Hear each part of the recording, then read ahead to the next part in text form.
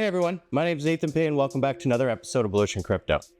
So I want to cover some hybrid attacks today because I know we've really been focused on the heal blaze combo, the air attack. You know, people are really just trying to be as efficient as possible when it comes to earning their ruby.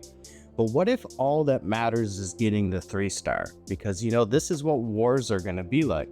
It's about using the best attack, full forced, heroes up, all that stuff to secure the 3. And personally, I'm finding hybrid attacks are doing that best right now. So I want to go into the game. I'm going to show you 3 different attacks. I'm going to explain the reasoning behind them. Maybe this is something you guys can try. So without further ado, let's jump right in. I want to play. Okay, so now that we're in game, I want to show you guys 3 different attacks, and the troop composition is slightly different for each because there's a lot of variations you can make with this. So for example, the bottom one, you can see we've got 2 brutes, 2 blazes, 3 markswomen, 3 strikers, 3 boom carts, 2 phages, but then 16 whales and 80 skyfires. So the idea with this one is just to take out a single air defense and effectively finish the rest of the base with the air. So let's jump into this one first. Now, if I can get a hero, even better, but really, like I said, the main goal is just 1 anti-air. Now you can see I'm just coming in up on this top left side because there's actually 2 anti-air here that I feel like as long as I get at least 1, mission accomplished. But because there's a chance to actually get 2, this seems like just the best point of entry. Now, generally you want to save your hero abilities for those anti-air. I actually used my Warlord's ability a little bit too early in my opinion. I probably should have waited instead of going for that flame tower, but that's okay. Now all the troops are definitely long and dead, but now we're on that first anti-air. Use the mirror ability and we go. And this is where if I had saved my Warlord ability, I would have been able to get the second anti-air, but that's fine. Like I said, mission accomplished. We got 1 anti-air down. Now I'm just entering the base with the air, just like normal, going around all the edges. We've only got 3 anti-air. 1 is kind of exposed, and we do know that other one is a little bit weak. So this should just be decent cleanup. I'll just speed it up a little bit here for you guys so you can see. And of course, getting stuck on those heroes is definitely a pain in the butt, you know, but we had enough to get through, and we've got that 1 missile tower there and it's down. Okay, now this second composition is a little bit heavier, and the idea was to try to get 2 anti-airs or 1 and both heroes, effectively making it easier for the rest of the air attack. So let's take a look at the composition here. So you can see we've got 8 brutes, 10 rangers, 6 blazes, 10 strikers, 6 boom carts, 12 whales. So obviously a little bit less than the last one. And then the remainder is 60 skyfires and then 2 phages. I really like the phages to help with the funneling of the kill squad, because otherwise sometimes your heroes can veer off towards collectors. So this one's definitely got a little bit more punch to the kill squad, but like I said, we're trying to get 2 anti-air or at least 1 anti-air plus 2 heroes. And I just happened to run into this base that I thought was a perfect setup. We can see we've got the 2 anti-air down on the bottom right. This is exactly what I'm going to go for. But what I also like about targeting this base is up on the top left, you can see the other 2 anti-air is actually ahead of the heroes, meaning my skyfires will go for those anti-air before they end up getting hung up on the 2 heroes. So I just thought this was perfect. So effectively sending the kill squad in on the bottom. Now, yes, the big mines are going to wreck all the troops. That's fine. Really, they're just for distraction to get the heroes in. Now, something that's really important about this strategy too is you need to have levels on your heroes. Obviously, the stronger your heroes, the more powerful and effective this attack essentially becomes. So make sure your mirror's maxed. Make sure you're getting your warlord up as high as possible. So now we got the 2 anti-air down. That's great. We can just let the heroes do their thing. Now I'm going to come in with the air on the top. And like I said, we've got only the 2 anti-air to worry about. There is 3 rocket towers in the center, but it looks like my mirrors end up going to be picking up one of them, maybe even that motor. So this should be pretty decent. Actually, there were some traps that kind of ruined my day a little bit there, but that's fine. We're still pushing into the anti-air, which is exactly what we needed.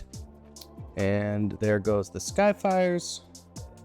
Now we're going to get hung up on the enemy heroes, which is a little risky at this point, but luckily there's enough skyfires to really push through here. Once we get that headquarters down, take out the missile turret, it should be good to go. Now, you're going to see here in a second, there was an anti-air mine that nearly ruined my day, but didn't. So there we go, and we just do the cleanup. Now, there's definitely a lot of variations you can do with this attack. So the next one I'm going to show you is kind of like a mini version of the Blaze Helicopter, because that can also work decently well. However, really it depends on the base. So it's kind of hard to find a one-size-fits-all version of this hybrid attack army. I definitely recommend you try different variations, but you can see this one is 6 strikers, 7 rangers, 8 blazes, 3 markswomen, 10 helicopters, and that's really the main difference between this attack and the other two. 2 phages. Once again, always I like the phages for helping with creating the funnel. But now we're going 18 whales and 56 skyfires. So the idea is that the kill squad should be able to push a little bit further, maybe get 2 anti-air, and then really I just wanted to rely a little bit heavier on the tanking for the whales, because you guys could tell that last attack with 12 got a little risky near the end, so I kind of wanted to change that. Now you guys are probably very familiar with this base. It's a super popular base, high ranked up. I want to show you guys how you can beat this. So obviously what we're going to be doing is we can see those 2 exposed anti-air. They're not around healers, yes, or heroes. Yes, those mines there can definitely ruin my day, but I just need my heroes to get in there to take out those 2 anti-air, and we're good to go. Now I'm actually starting the air portion of the attack a little bit early. Reason being is because those sniper towers on the bottom left are distracted with my heroes. I thought this is a good opportunity just to have 2 defenses out of play when it comes to attacking my whales. And you can see actually a lot of the whales are getting to push through right now. So the 18 definitely helped a bit more. We're taking out the last air defense right now. There we go. We're good to go. So like I said, what's really great about this attack is it's full force. You know, you're using your heroes to their maximum capacity. You want them to go in there. Yes, you're effectively sacrificing them because they're going in on the first side of the push. But these are the type of attacks that we need to start practicing and be ready for when there's wars, when there's competitions, because it isn't just about farming Ruby as fast as possible. And especially when you guys are high up, if you notice you get above 3,200, there's another big jump above 3,600. The bases are all maxed and they're quite difficult. So you're going to need proper full 3-star attack strategy compositions to really be able to compete. So just to go through all the compositions again here quickly, you can see the bottom one was really just a small, tiny kill squad. The idea was really just to get in there and get 1 single anti-air, and then rely heavily on the air portion of the attack to destroy the remainder of the base.